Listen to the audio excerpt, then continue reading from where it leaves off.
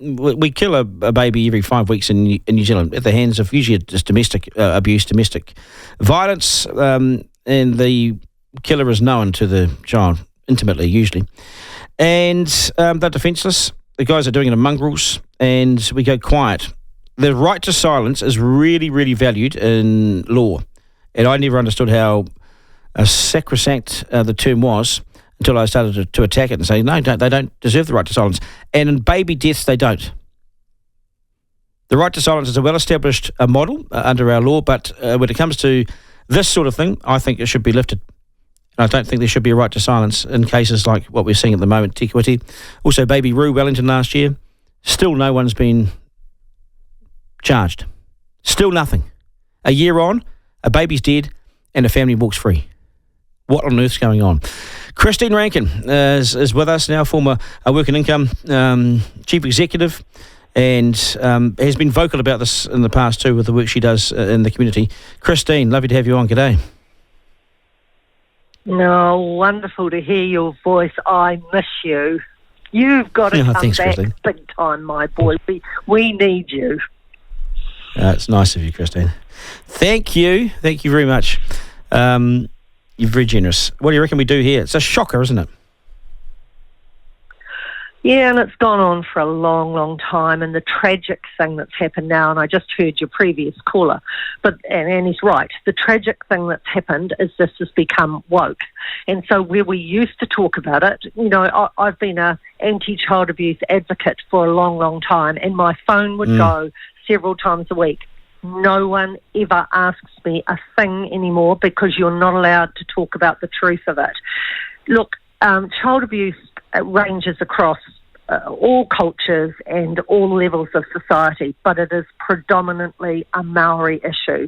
It is 19% of the population, 65% of the statistics, and they've continued to get worse as we've shut our mouths about it. We're not allowed to talk about it anymore because the issue does lie in Maoridom, and you can blame whatever you like for it. There is no excuse for it happening every day, which it is happening. And Duncan, most New Zealanders who treat their children well have no idea what this is like. This is not an occasional slap that goes wrong. These are children who are tortured every day, and the ones who survive go on to become our rapists, our murderers.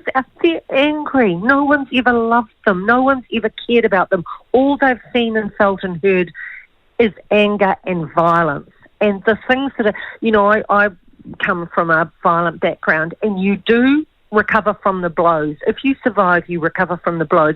But what's been said to you when you are being beaten never goes away. You can't get it out of your head. It's the mantra you live with.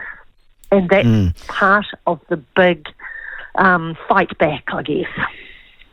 A friend of mine was abused as a child sexually by his father, and he called his father out. Yep.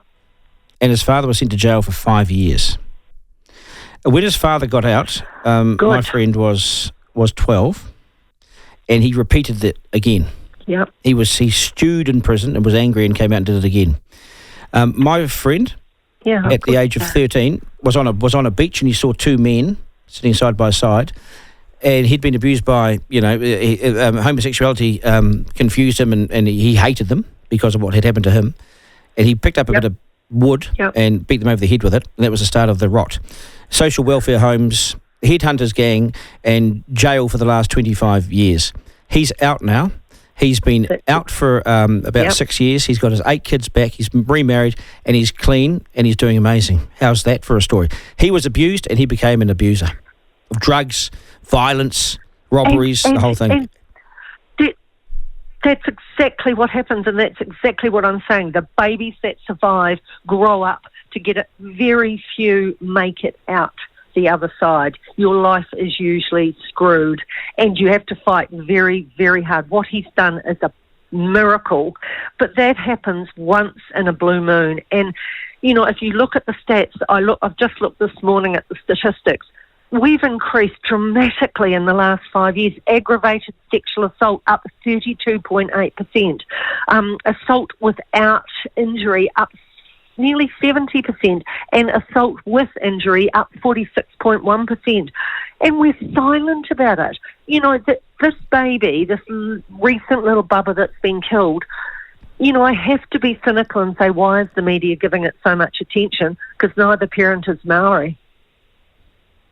Because I'm sorry, and we've seen but that. the other baby has not had this attention. They have not. Why is the father talking? I mean, it's astonishing, isn't it? I'm buggered if I know, because it's obvious that he is He's in trouble. responsible. It's obvious he is. He can't. Oh, he's in a lot of trouble, and he already. So what's he Did you doing? see the photo they had, Duncan? The photo they had, that little baby was pulling away from him. Did you? It wasn't a happy photo that they show of the mother and father and the baby. He's clearly on his own, though, isn't he? He's been isolated by. Way out of it. Oh, that's how naive and dumb he is. Yeah. And he basically shouldn't have been a parent. No, he shouldn't, but there are multi-thousands in New Zealand who shouldn't be parents, and they shouldn't allow... Look, I've worked with children recently in the last charity I worked with, where they were being taken out of homes where they were loved and adored and they'd settled in, and a lot of that very antisocial behaviour in very little kids, especially sexual behaviour in 4 and 5 and 6-year-olds. They've seen such terrible things, Duncan, and those families were turning that around, and they're taken overnight by...